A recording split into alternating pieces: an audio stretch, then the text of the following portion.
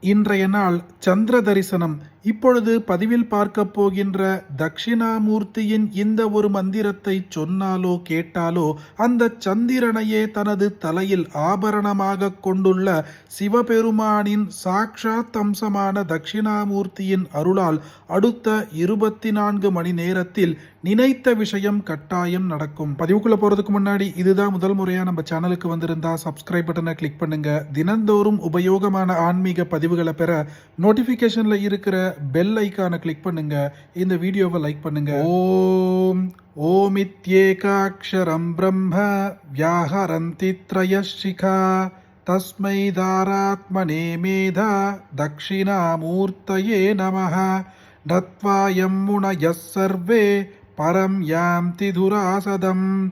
நகாரரூபிணே மேதா தட்சிணாமூர்த்தயே நமः. மோகஜால விநிர்முக்தோ பிரம்ம வித்யாதி யத்பதம். மோகாரரூபிணே மேதா தட்சிணாமூர்த்தயே நமः.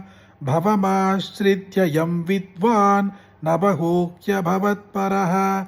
பகாரரூபிணே மேதா தட்சிணாமூர்த்தயே நமः. ககனாகாரவத்பாந்த மனுபாத்யகிலம் ஜகத்.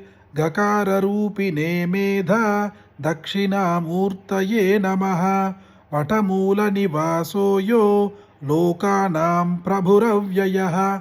வகாரரூபிணே மேதா தட்சிணாமூர்த்தயே நமः. தேஜோபிர்யஸ்ய சூர்யோऽसौ कालतृप्तिकरो भवेत्.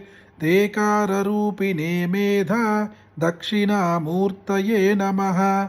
दकशत्रिपुरसंहारे यक्कालविषभञ्जने.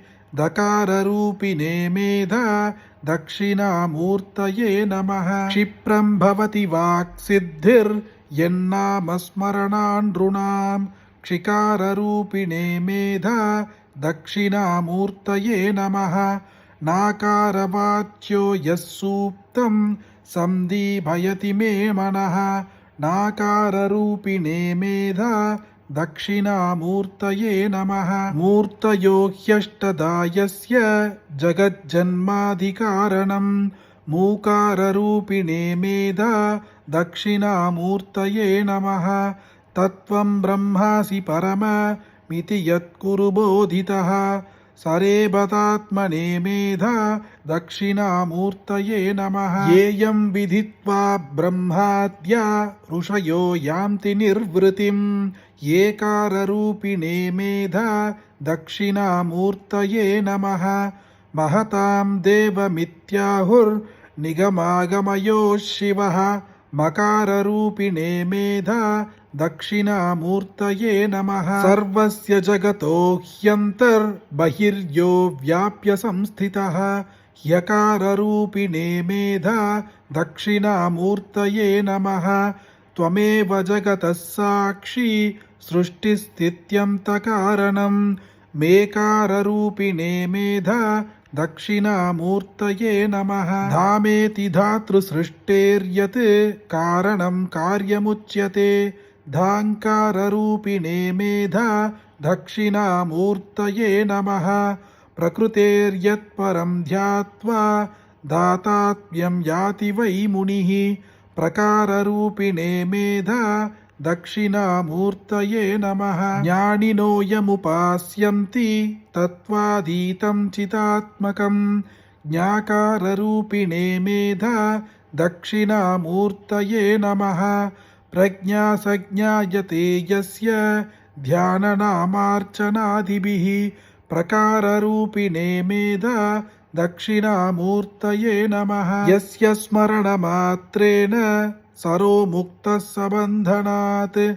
यकाररूपिणे मेधा दक्षिणामूर्तये नमः. चवेर्यन्नेत्रियान्यापुः विषयेष्विह जाट्यताम्. चकाररूपिणे मेधा दक्षिणामूर्तये नमः. स्वान्ते विदां जटानां यो दूरे तिष्ठति चिन्मयः. स्वकाररूपिणे मेधा दक्षिणामूर्तये नमः. हारप्रायफणीन्द्राय सर्वविद्याप्रदायिने. हाकाररूपिणे मेधा தட்சிணாமூர்த்தயே நமः இதி ஸ்ரீ மேதா தட்சிணாமூர்த்தி மந்திரவர்ண பதஸ்துதி. பொதுவாகவே சந்திர தரிசனத்தன்று சிவபெருமானின் மந்திர சொற்களை கேட்டாலோ அல்லது சிவபெருமானின் தரிசனத்தை செய்து கொண்டாலோ எண்ணற்ற புண்ணியங்கள் கிடைக்கும். அதிலும் யோகங்களை அள்ளித்தரக்கூடிய தட்சிணாமூர்த்தியின் இந்த ஒரு ஸ்தோத்திரத்தை கேட்டால் அடுத்த 24 மணி நேரத்தில் நீங்கள் நினைத்த காரியம் கச்சிதமாக நடக்கும். அப்படிப்பட்ட அற்புதமான இந்த பதிவை உங்களுக்கு தெரிஞ்ச எல்லாருக்கும் கட்டாயம் பகிருங்க. இந்த வீடியோவை லைக் பண்ணுங்க. நாளைக்கு மற்றொரு பதிவில் சந்திப்போம். ஹரி ஓம் மகா பெரியவா போற்றி.